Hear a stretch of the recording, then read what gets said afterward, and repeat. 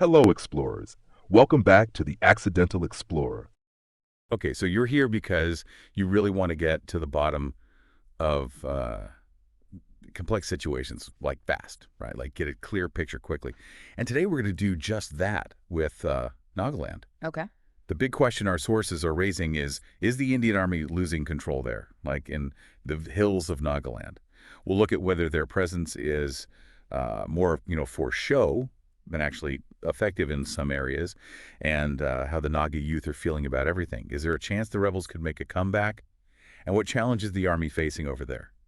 We're going to pull out all the key points from the research to give you the clearest picture possible. All right, so let's dive right into this whole idea of the Army's vanishing grip, right? What we're seeing in the material is that in places like, Mon, Tuensang, Noklak, those districts, while the Army is there, it seems like these underground groups are really calling the shots. They're collecting taxes, they're enforcing their own laws, basically running a whole other government right alongside the official one.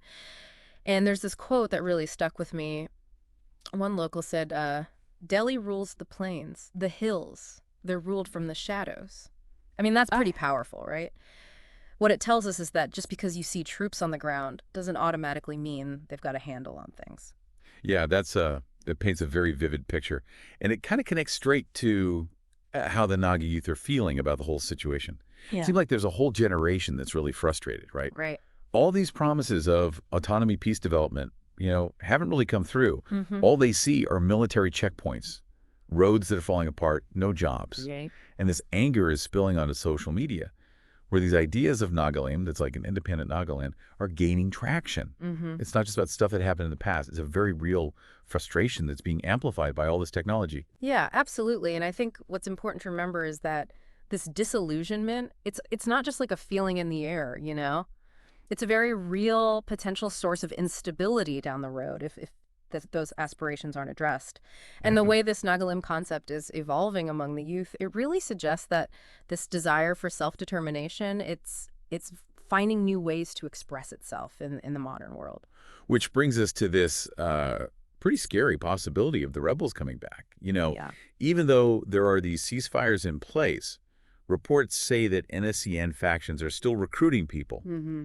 There are claims of extortion, even secret training camps popping up the last year or so.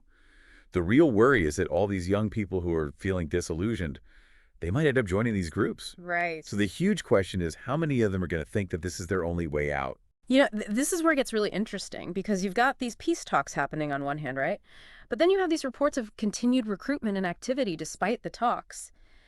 And it really highlights a disconnect, Oh. If the underlying reasons for these movements, things like the lack of opportunities feeling marginalized, if those aren't dealt with, then there's always a risk of slipping back into widespread conflict. Yeah. And the tension between what's being said officially about peace and what's actually happening on the ground, that speaks volumes. Definitely. All right, so last but not least, the material takes a look at what the Indian Army is up against over there. Yeah. It suggests that a big part of the problem is that they don't have the trust of the locals. Right. And the AFSPA, the Armed Forces Special Powers Act, is mentioned as a big factor. Yeah. It might actually be making people fear the Army rather than respect them in some areas. And that ultimately weakens their control. Mm-hmm. It's like the very measures that are meant to bring stability are actually having the opposite effect on the ground. It's a classic case of good intentions maybe not leading to the best outcomes, right? Right. And the big takeaway here is that security measures sometimes can actually backfire. Hmm. If the Army is seen as an occupying force instead of, someone there to protect people, it's going to erode the local support that they need to actually achieve long-term stability. This brings up a really fundamental question about what the right approach to security really is in this kind of situation. Is it just about military strength? Or is it more about winning over the hearts and minds of the people who live there? So let's circle back to the original question.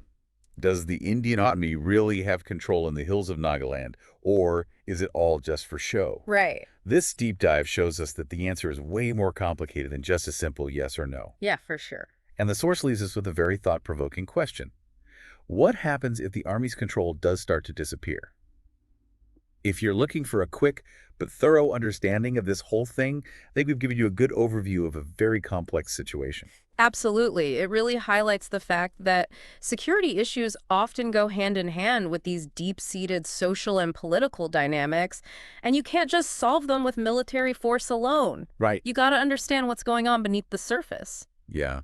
So much to think about there. Thanks for joining us on this deep dive, Great to be here. and we'll see you next time for another one. Looking forward to it. All right. Take care.